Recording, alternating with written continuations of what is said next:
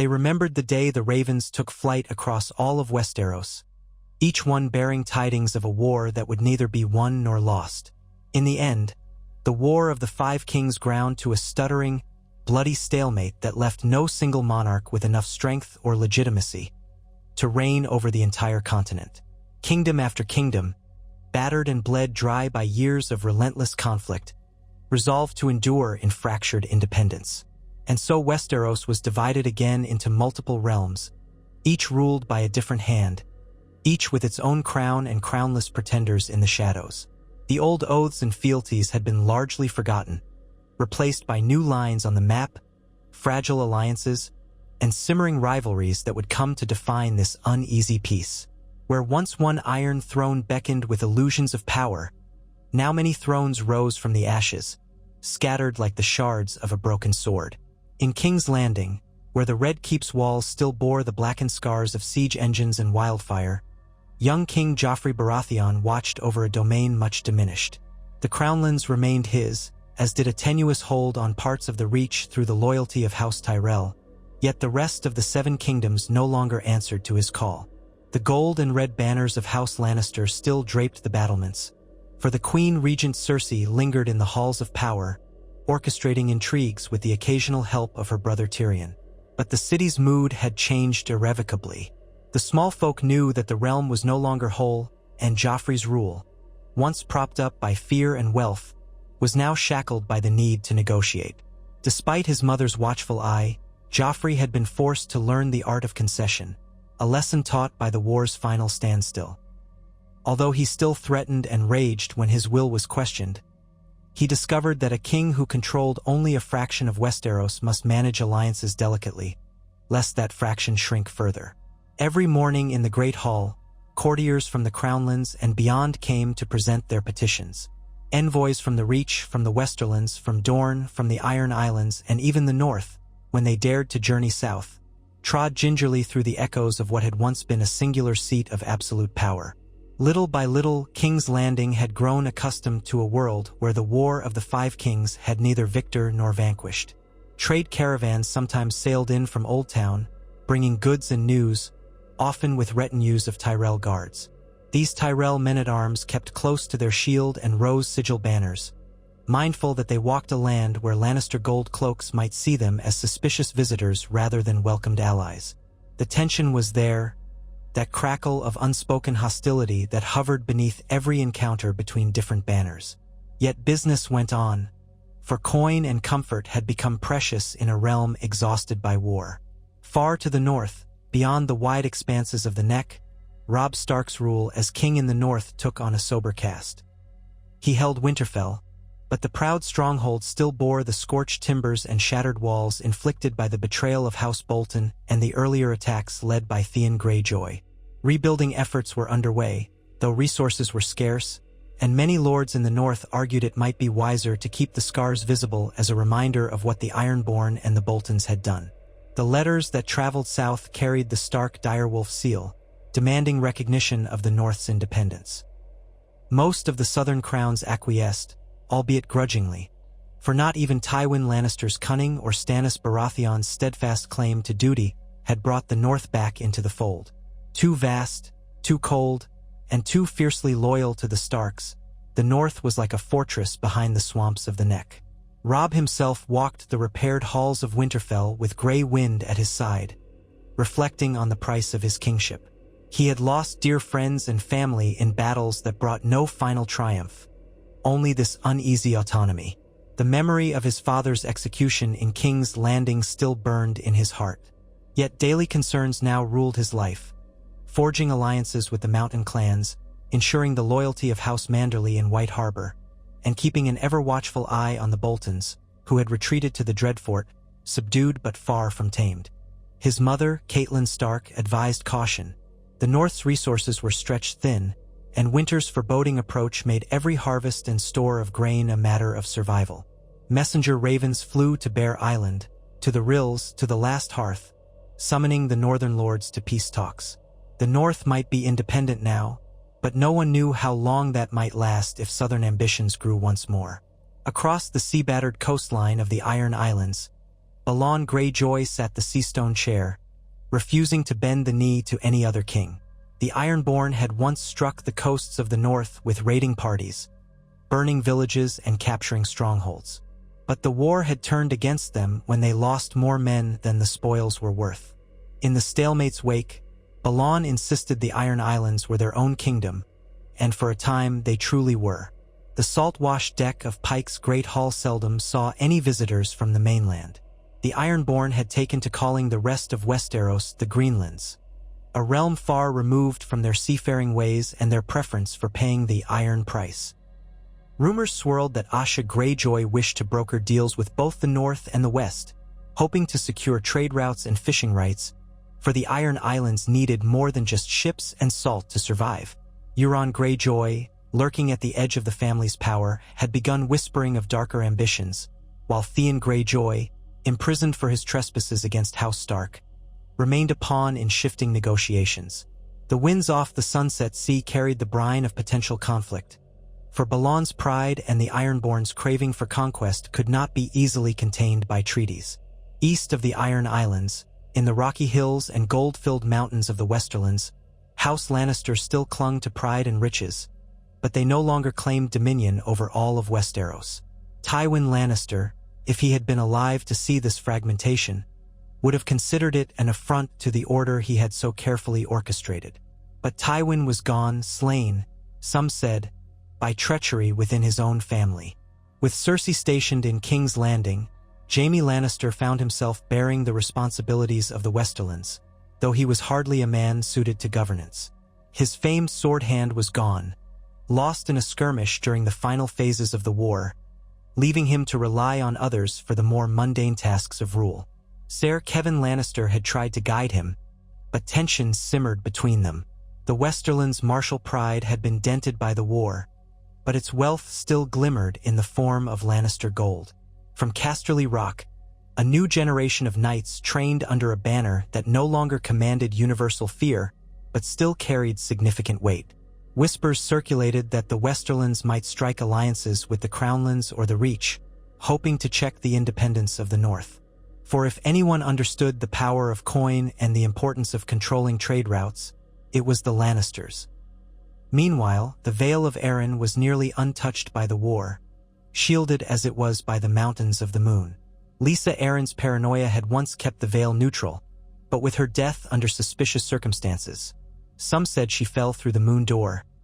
Others whispered darker rumors. Her young son, Robin Arryn, held the Eyrie in trembling hands.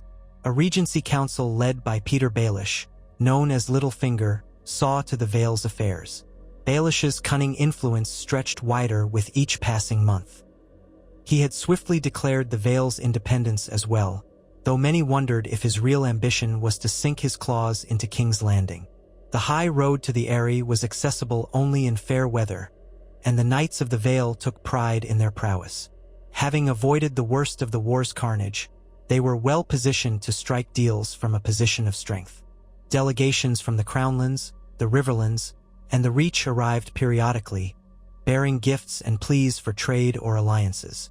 Littlefinger orchestrated them all like a mummer's show, calculating his next move in the newly carved patchwork of kingdoms that had once been a single realm. The Riverlands, battered from every side, found themselves in a precarious peace. House Tully's seat at Riverrun was reclaimed by Edmure Tully after the battles left many farms and villages in ruin.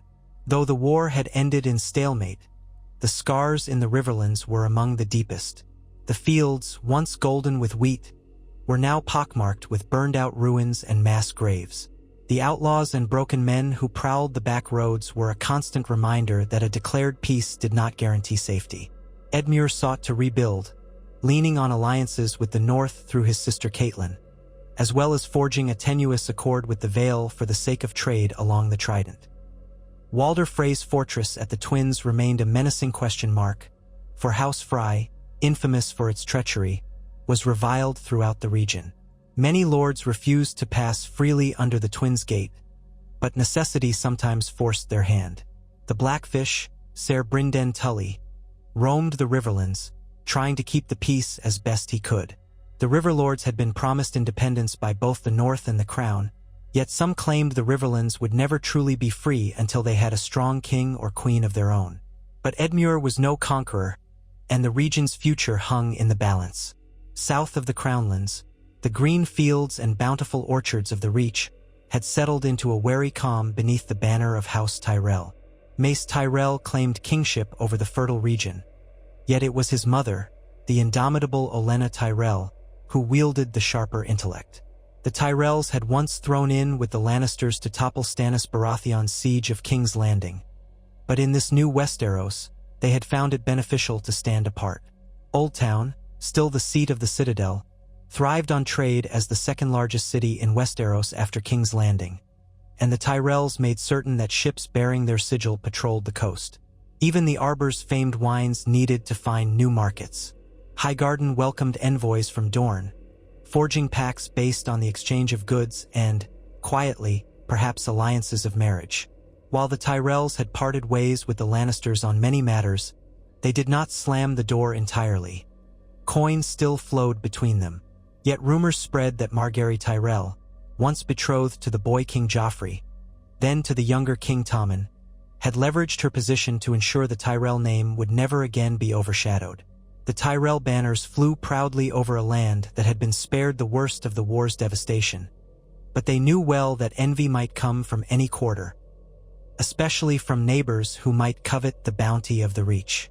Dorne, too, stood apart, its princes and princesses as fierce and proud as ever. Prince Doran Martell had outlasted the war through shrewd neutrality, occasionally playing one side against the other. With the fracturing of the realm, Dorne seized upon its old ambitions of independence, something it had once enjoyed long ago. The Water Gardens remained a tranquil place where the Dornish elite whispered of forging alliances with the Targaryen blood still rumored across the Narrow Sea or, barring that, uniting with the Tyrells through strategic marriages. Yet deep in the desert strongholds, paramours and princes still nursed old grudges against the Lannisters and their allies, remembering the atrocities committed against Elia Martell and her children. The Red Viper's death during Tyrion Lannister's trial by combat remained a raw wound in Dornish pride. Whether that wound would lead to renewed conflict or a patient quest for vengeance was anyone's guess. For now, Dorne presented itself as a kingdom unbowed, unbent, and unbroken, forging a path of cautious diplomacy while harboring a thirst for retribution. The Stormlands had been a contested domain between the forces loyal to Stannis Baratheon and what remained of Renly Baratheon's supporters. After Renly's mysterious assassination in the war's early days, many of his lords flocked to the Tyrell banner, but some stayed in the Stormlands. When the war ended in stalemate, Stannis was left with little more than Dragonstone and a tenuous hold on Storm's End, while the Stormlands themselves swore fealty to whichever Baratheon banner could keep them fed and protected. Garrison knights under the flaming heart of Stannis's banner patrolled the roads, but uncertain loyalty among the local lords meant that pockets of unrest simmered. Some of Renly's old allies refused to bow to Stannis, even if he were the last Baratheon with a recognized claim. Thus, the Stormlands became a kingdom in name, but it was hardly united. Davos Seaworth, the Onion Knight, tried to broker peace among the fractious lords, believing that if the Stormlands could be properly gathered, they might again be a force in the realm. Yet between the midnight red of Lawloress fires and the unrelenting posture of Stannis's justice, many found the Stormlands an oppressive place to live. In a distant corner of the realm, rumors of the threat beyond the wall had not vanished. Though the realm was splintered, the Night's Watch still stood vigil at Castle Black, Eastwatch, and the Shadow Tower. Jon Snow, named the Lord Commander by a narrow margin of votes, struggled to send warnings south. The others were real, the Whites were real, and the wildlings, battered by the snows, had sought refuge in the Gift, reluctantly welcomed behind the wall's gates.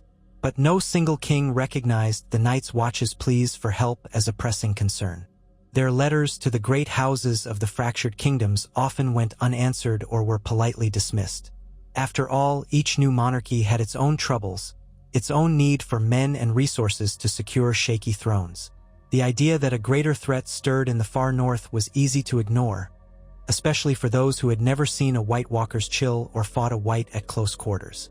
The old pledge that the Watch served the realm, not a king, had become a hollow shield, for the realm was no longer one realm but many, and the men who had sworn to defend it stood uncertain of where to turn next.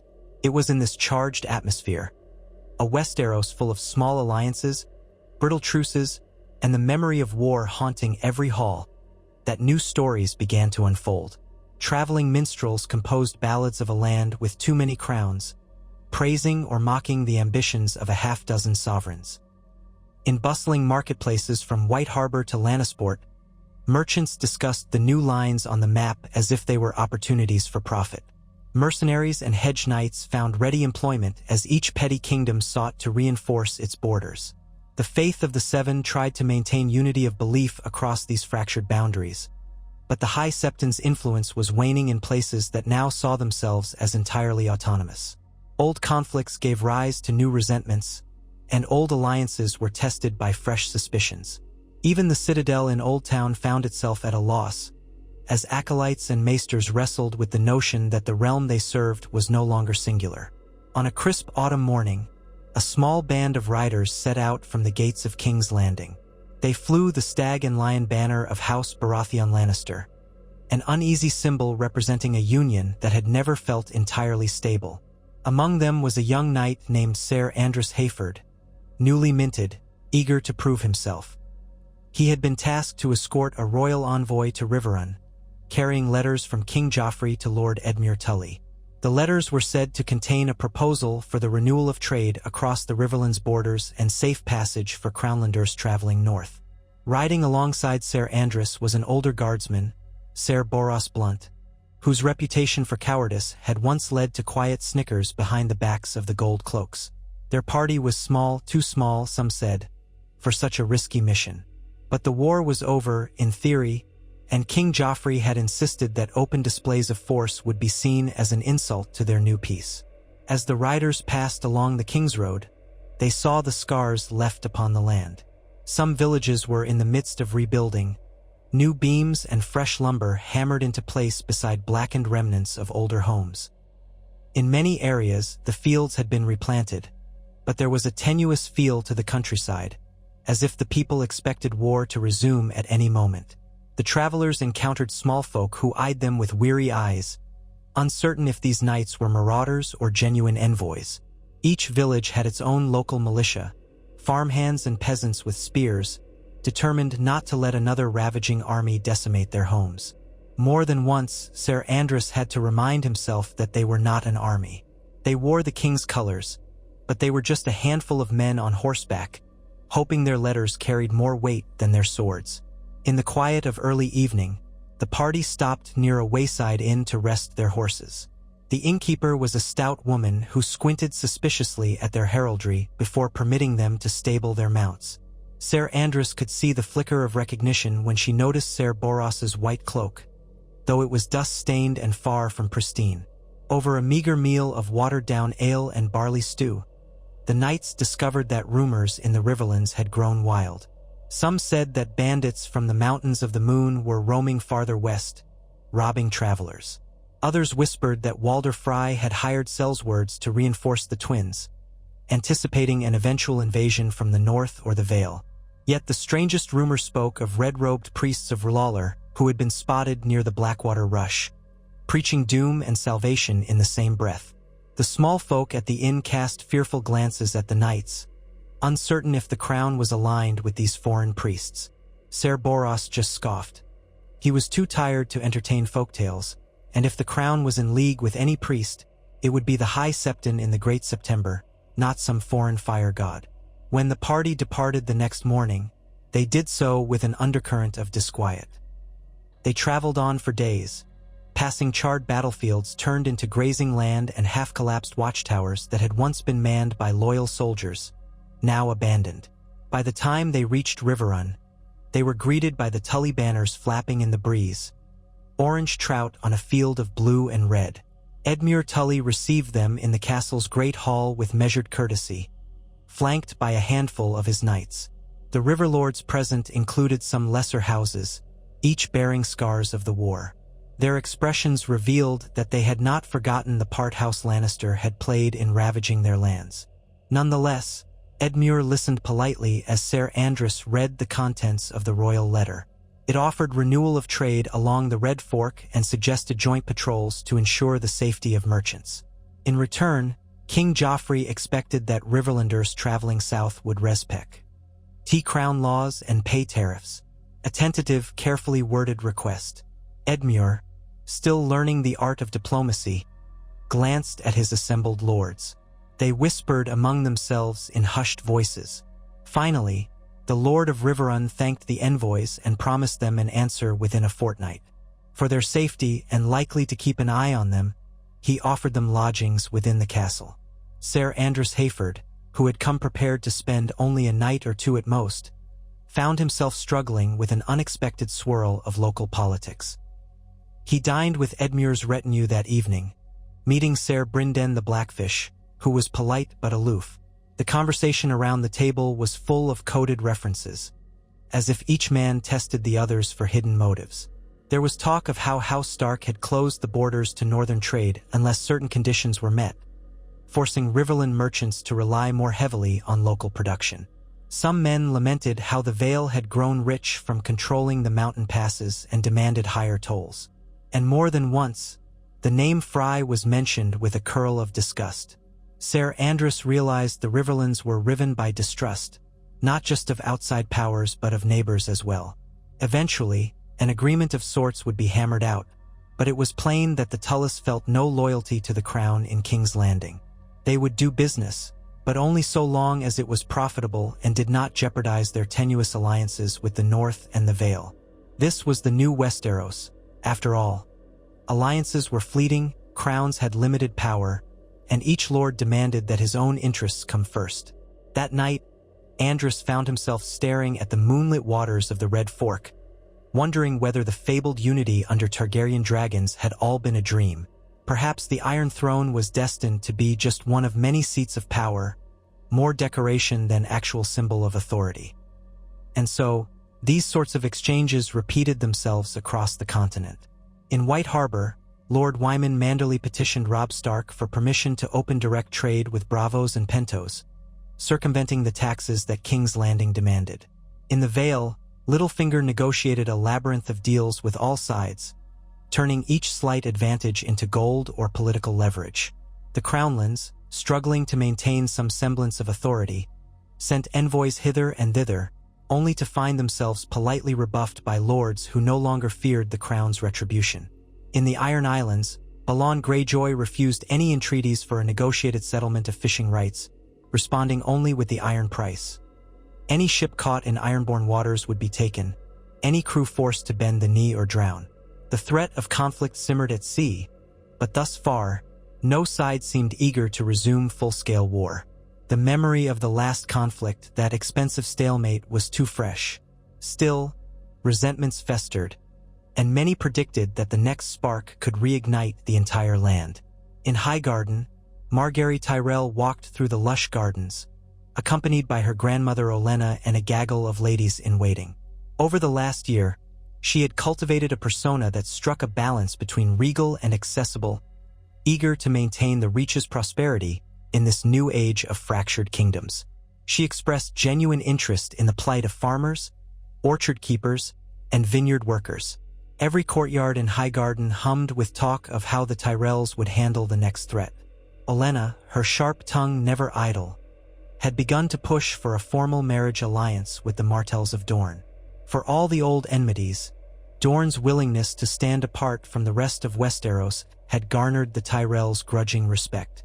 If an alliance could be cemented, it would secure the southern border against any future aggression, whether from the Stormlands or the Crownlands. But Mace Tyrell, eager to prove himself more than just a buffoon with a strong lineage, dithered over the possibility. He remembered well how the Dornish had resisted subjugation for centuries, and he suspected them of harboring hidden grudges. Olenna simply clicked her tongue, reminding him that grudges abounded everywhere in Westeros.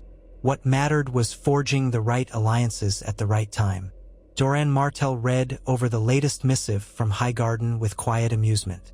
From the window of the Solar in Sunspear, he watched the courtyard below where his daughter Arianne spoke with a group of ladies wearing the Sun and Spear sigil. They were discussing some social event that might bring the Tyrells and Martells together under a festive roof. Doran knew well that no festival could erase decades of bitterness overnight, but appearances mattered.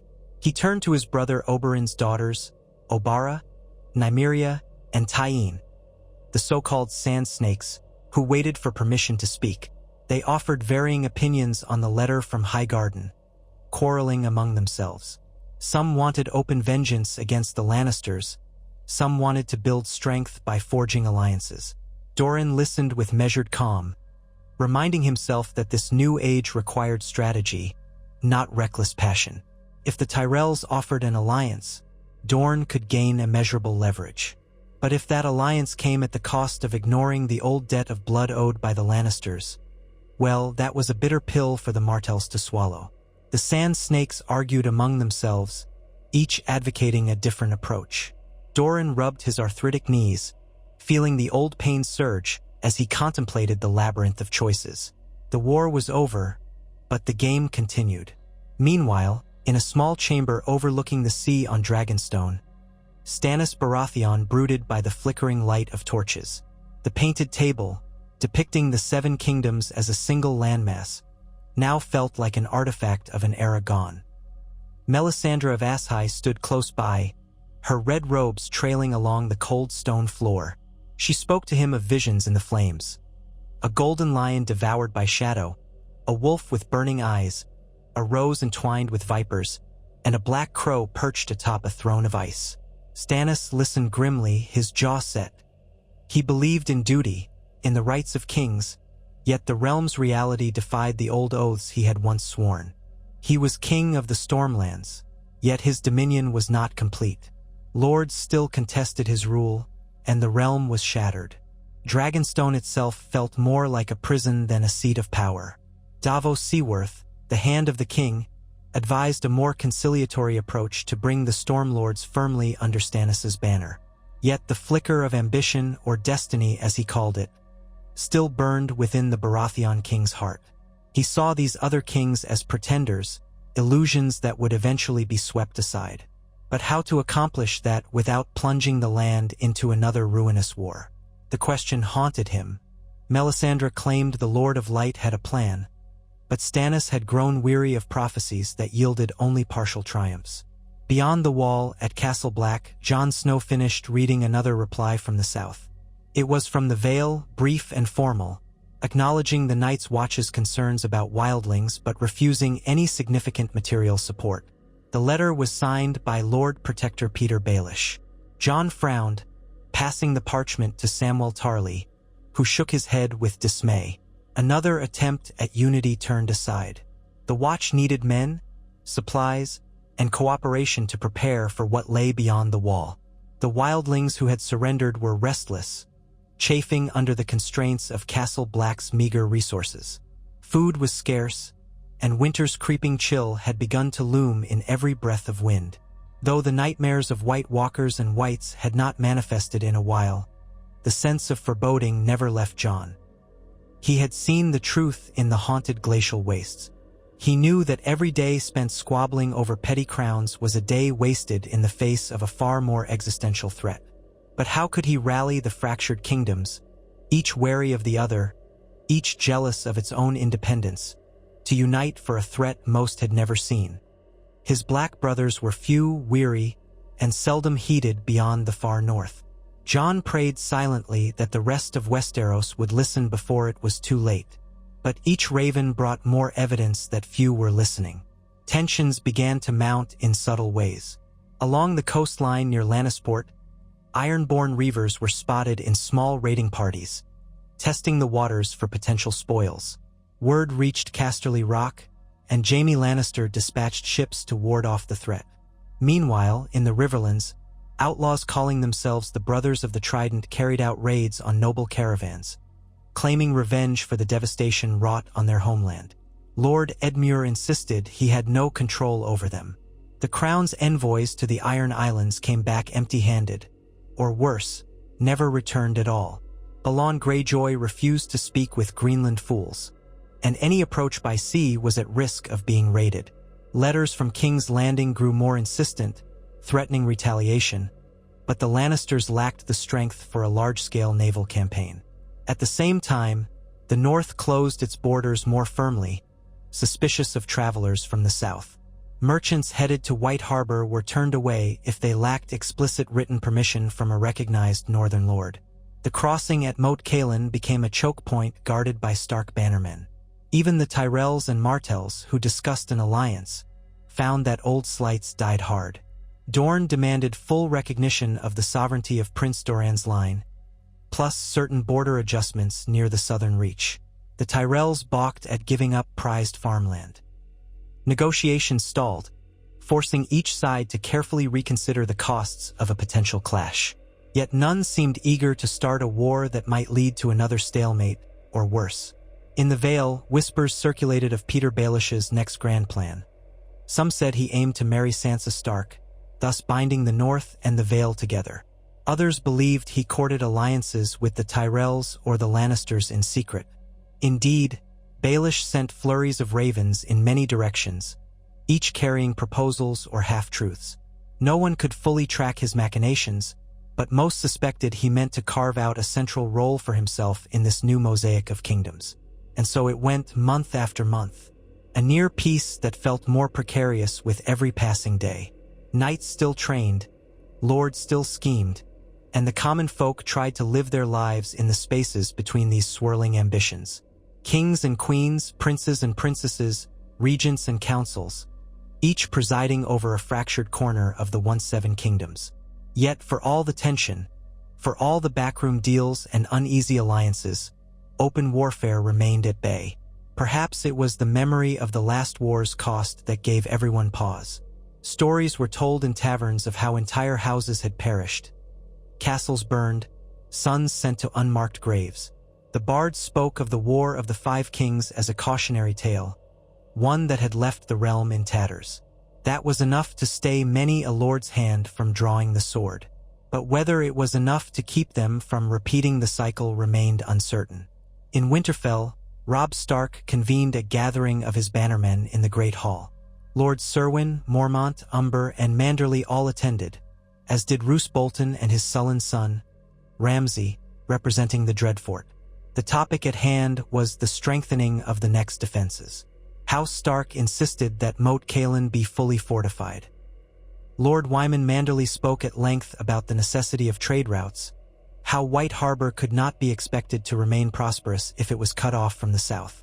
Yet Great John Umber argued that the North owed the South nothing, especially after the deaths they had suffered. Tensions flared between the lords, each recalling the betrayal by the Ironborn or the Slow, grudging support from the Tullis. Robb tried to maintain unity. He reminded them that the North needed trade to secure resources for winter, and the best approach was to allow controlled passage at Moat Cailin. But Roose Bolton's cool gaze suggested he had other ideas. Ramsay, for his part, glared with open malice at any who dared question the might of the Dreadfort. The meeting ended with half-resolved agreements. Rebuilding continued, but the seeds of mistrust lingered. Later that evening, Robb spoke quietly with his mother, confiding that he felt trapped by the burdens of kingship. The weight of every old feud and fresh grievance pressed upon him. She advised him to stand firm and remember the stark words, "Winter is coming." The line was more than a warning about the seasons. It was a reminder that the North must always prepare for adversity, both from men and from the realms of ice beyond the wall.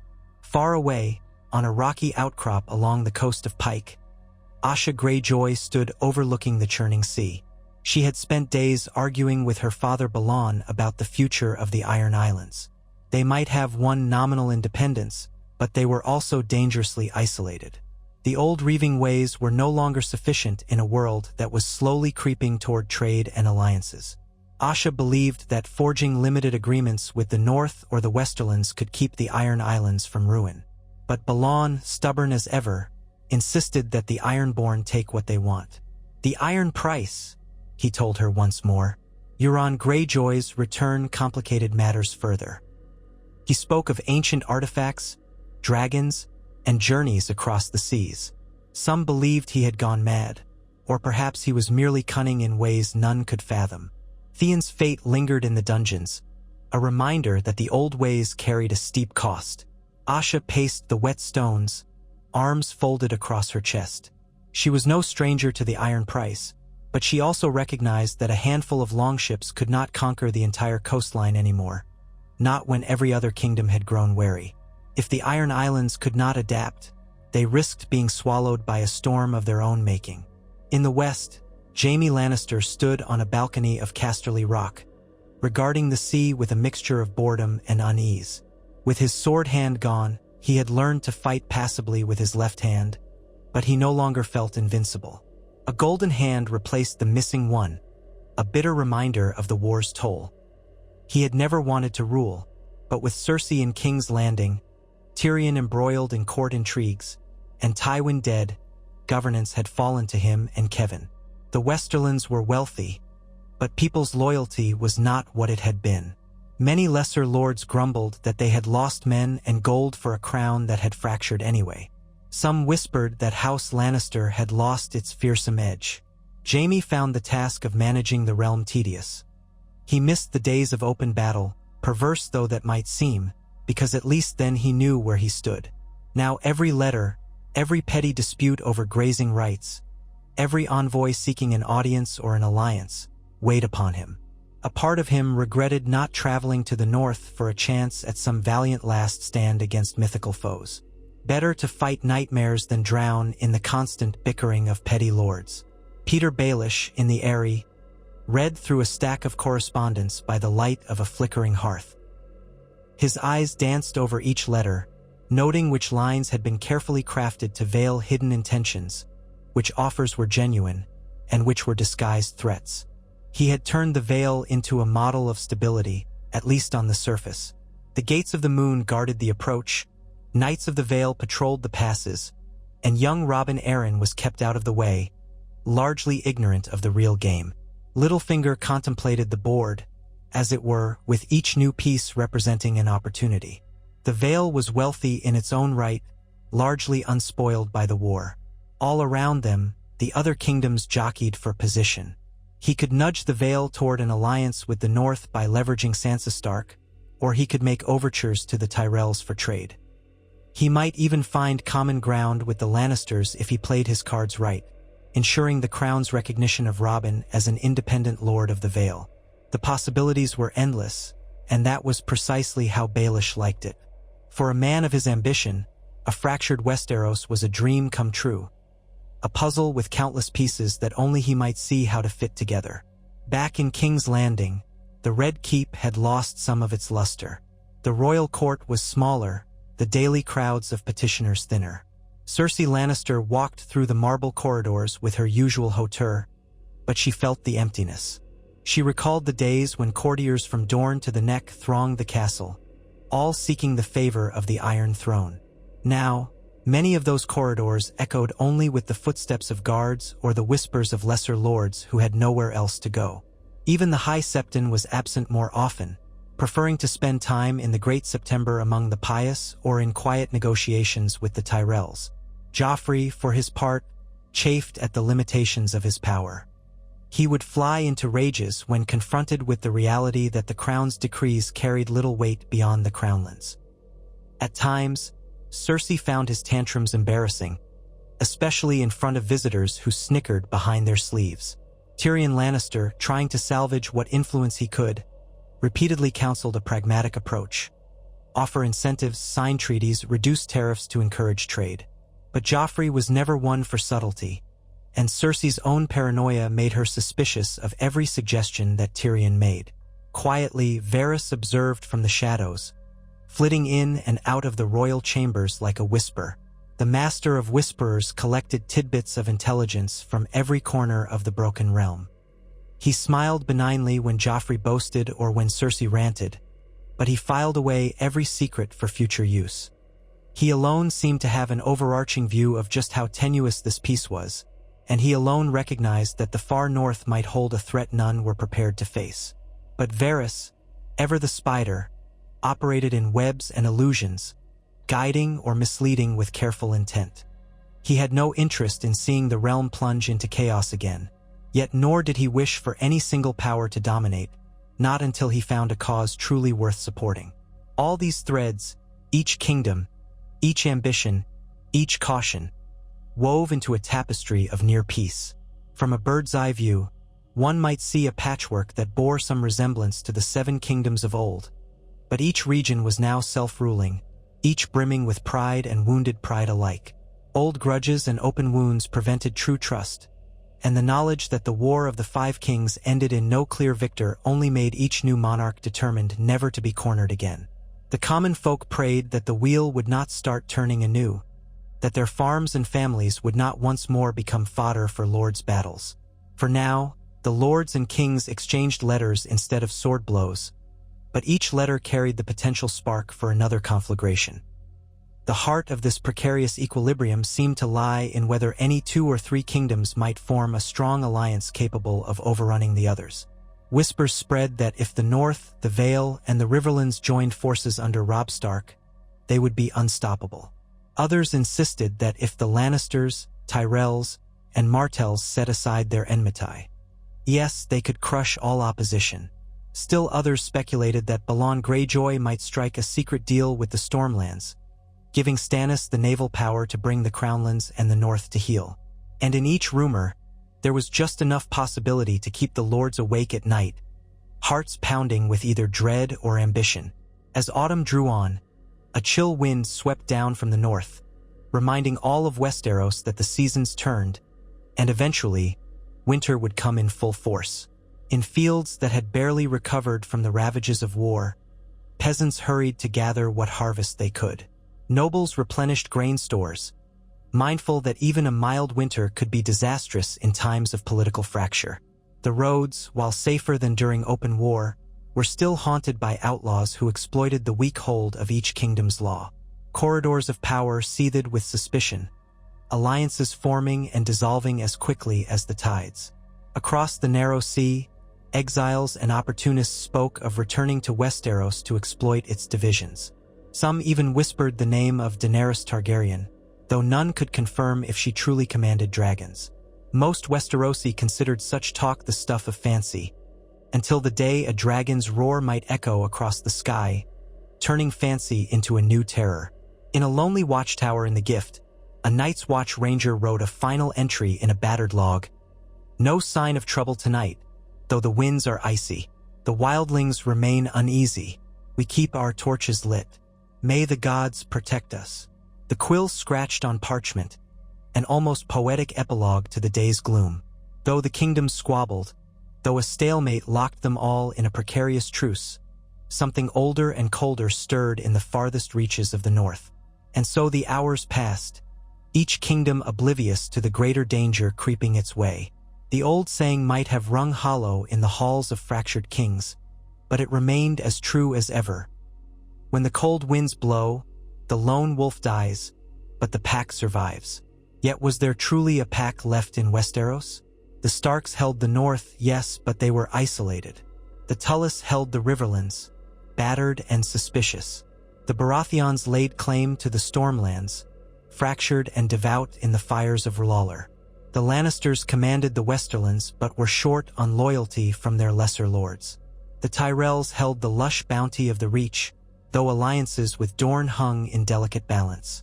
The Martells in Dorne bided their time, hidden behind deserts and mountains, smoldering with ancient grudges.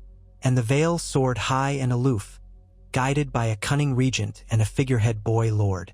One realm turned into many, with as many crowns as there were old grudges. In the gloom of the Red Keep's throne room, the Iron Throne itself stood as a monument to past unity. But it was a hollow symbol now. King Joffrey sat upon it, ill-tempered, as Cersei hovered near. The throne's twisted swords gleamed dully in torchlight, a silent testament to the conquests of Aegon the Dragon. Those conquests had once welded Westeros into a single realm. Now they were but a legend. Occasionally, a visitor from the Crownlands or a minor Stormlands envoy would kneel and present trifling gifts. Joffrey would wave them away with a bored, petulant arrogance, only to lash out with violent threats if anyone dared question his diminished authority. The more cunning lords knew how to feed his ego just enough to wring a concession or two from the crown before departing for their own lands. where their true loyalties lay. In this fragile status quo, each small shift threatened to upset the balance. A wedding alliance might unite two kingdoms against a third. A border skirmish might trigger a chain reaction of reprisals. A strategic marriage might produce heirs who could claim multiple crowns, inciting fresh conflicts over the lines of succession. The old rules of Westeros, the neat allegiances and the unstoppable might of the throne, were undone. Now, cunning and strength vied with gold and fear, as a patchwork of petty monarchs and newly independent lords strove to carve out or maintain their domains. Amid all this complexity, the small folk labored on, praying that these new kings would not again reduce their harvests to ashes and their villages to rubble. The scars of the War of the Five Kings were still healing. Burnt fields, broken castles, and the thousands of widows and orphans who lingered, living reminders of a war that had ended in a standstill. Minstrels sang both triumphant and mournful tunes at feasts, sometimes mixing them in the same performance. The dream of a single realm reigned by one just king became little more than a fairy tale told to children at bedtime. In the real world, power was scattered, and trust was rarer than Valyrian steel. And so Westeros persisted in this uneasy mosaic of principalities. Ravens flew constantly, black wings against gray skies, carrying letters that promised alliances, threatened vengeance, or pleaded for trade. The cold winds of winter edged closer. The strong labor of rebuilding was underway, but the new foundations might have cracks no mason could see. For in a land with so many kings, so many crowns, and so many grudges, it took only one spark to turn a fragile peace into a raging inferno once more. Late one evening, a final raven arrived at King's Landing, bearing a message that would send a tremor through the Red Keep's corridors. The seal bore the sigil of House Bolton, a flayed man on a pink field. Joffrey sneered at it before breaking the wax. Cersei stood at his shoulder, scanning the lines. Whatever the Boltons proposed, it was couched in language as cold as the northern winds. A new complaint, a threat if certain demands were not met regarding trade along the White Knife, perhaps the rumor of a northern host mobilizing. The letter spoke of potential consequences, retribution, a reminder of how swiftly the tide can change in a realm unbound by old loyalties. The Queen Regent's face tightened, and Joffrey threw the letter to the floor, cursing. Another problem, another kingdom that refused to bend the knee.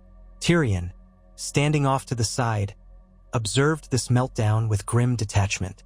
He knew that if the Bolton letter was real cause for alarm, it would require a delicate response, a game of wits, not temper. But Joffrey had no patience for nuance. As he bellowed orders to gather the Kingsguard, Tyrion could sense how easily the realm could be pitched back into war. At the same time, that same night at Winterfell, a raven arrived carrying a missive from King's Landing. Robb Stark read it in the flickering candlelight, his mother at his side. It was a thinly veiled demand for open trade corridors, referencing the Bolton letter. "Is this a threat?" Catelyn asked, eyes anxious. Robb said nothing at first, but his silence spoke volumes. He had recognized the pattern. Joffrey posturing, the Boltons stirring trouble, and the North caught in the middle. He handed the parchment to his mother, then stared at the direwolf banners that adorned the hall. In that moment, the burden of kingship felt heavier than ever. Another test loomed, perhaps the spark that might set the mosaic ablaze. Whether peace would endure or swords would be drawn again, no man or woman could say with certainty. And so Westeros stood, precariously balanced between a tattered peace and the yawning abyss of another war. Each kingdom clung to its independence with desperate pride. Each banner flew high. Each newly minted crown glinted under the waning autumn sun. Yet behind the proud facades, the memories of bloodshed and betrayal festered. The war's lessons had been harsh. No single claim could triumph without ruin. No single house could assert total control. The question that haunted every hall was whether that lesson would be enough to keep the realm from tearing itself apart again. Over them all, the sky gradually darkened with the coming winter, and the old gods and the new bore silent witness to a land that could neither stand fully united nor accept complete division. In the stillness between those extremes, life went on, day by day, breath by breath, until the next crisis came, and with it, the choice between forging a new path forward or plunging headlong into the old cycle of conflict. In that brooding twilight of near peace, the children of the realm heard whispered legends. Songs of dragons that once bound the land together under fire, of kings who rose and fell, of the North's endless nights. They listened wide-eyed, not knowing they lived in an age that was itself poised to become legend. The age of many crowns, when the seven kingdoms truly became seven separate realms once more. Whether that memory would be etched into stone or swallowed by the long winter to come lay in the hands of mortal men and women, each clutching their shards of power, each dreaming of victory, each dreading the ghosts of the past, and each unaware of the creeping darkness beyond the realm of men. For now, they busied themselves with pacts and threats and the flickering hope that the War of the Five Kings would be the last great conflict Westeros would endure. Yet the unspoken truth lingered in every hush. So long as Westeros remained sundered, neither war nor unity could ever be truly kept at bay. The future was as uncertain as the drifting snow soon to fall, blanketing a land still bearing the scars of old battlefields, waiting for the footsteps that would shape the next song of ice and fire.